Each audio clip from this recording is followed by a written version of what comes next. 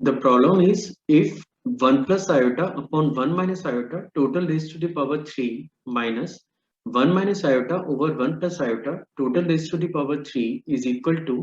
x plus iota y, then we have to find out the value of x comma y.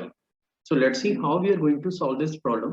तो सबसे पहले अपन question के part को नोट कर लेते हैं and the question is 1 plus iota upon 1 minus iota total raise to the power 3 minus this is 1 minus iota over 1 plus iota and total raised to the power 3 के। ठीक है, अब देखिए हम लोग क्या कर रहे हैं। पहले तो एक रिजल्ट को आप यहाँ पे ध्यान दीजिए कि अगर आप 1 प्लस आयोटा को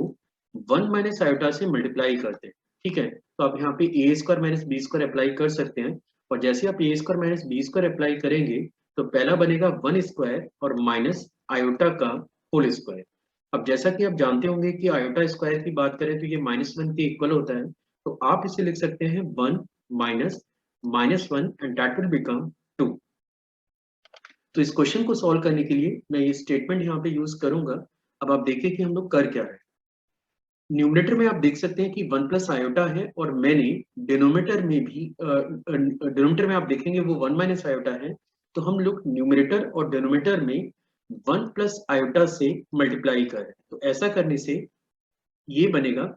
1 minus iota into 1 plus iota in the denominator part और न्यूमरेटर में 1 प्लस आयोटा का होल स्क्वायर और टोटल की पावर 3 आपको यहाँ पे नजर आ ही रहा होगा minus in the second bracket हम लोग न्यूमरेटर और डिनोमिनेटर में 1 माइनस आयोटा का मल्टीप्लाई कर रहे हैं, तो ये बनेगा 1 minus iota into 1 minus iota और डिनोमिनेटर में अगर आप चेक करें तो this is 1 plus iota into 1 minus iota and total raise to the power 3 के। अब जैसा कि मैंने ऊपर ही आपको बताया है कि अगर आप 1 plus iota into 1 minus iota का मल्टीप्लाई करते हैं ये टर्म और ये टर्म की बात करें तो ये आपका 2 के इक्वल होता है। दिस इज इक्वल टू 2, तो आप डायरेक्टली इसे 2 से रिप्लेस कर सकते हैं। तो जैसे आप इसे 2 से रिप्लेस करेंगे ये बनेगा 1 plus iota to the power 2 to the power 3 और divided by 2 raise to the power 3 जिसको आप 8 लिख सकते हैं minus the second term is 1 minus iota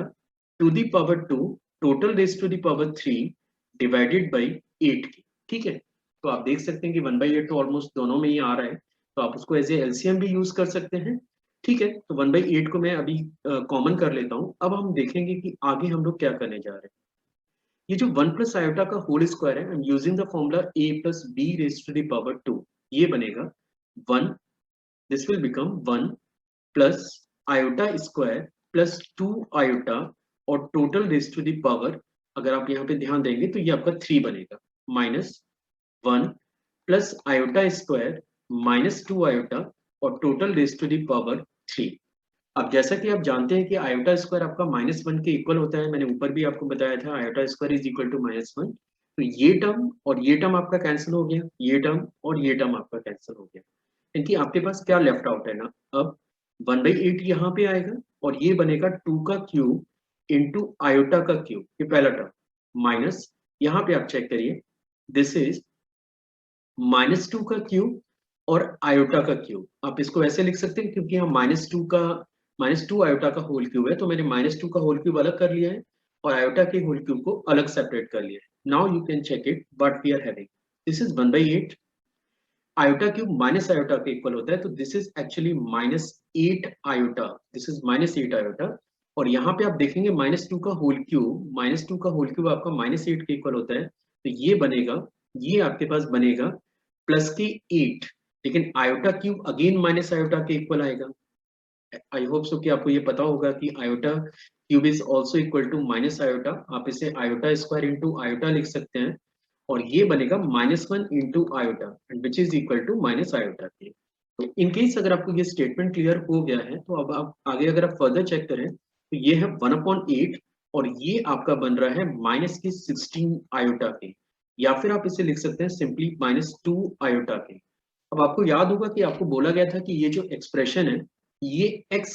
y के इक्वल है। So what is the value of x and what is the value of y there. तो minus के 2 iota को आप लिख सकते हैं 0 - 2 आयोटा,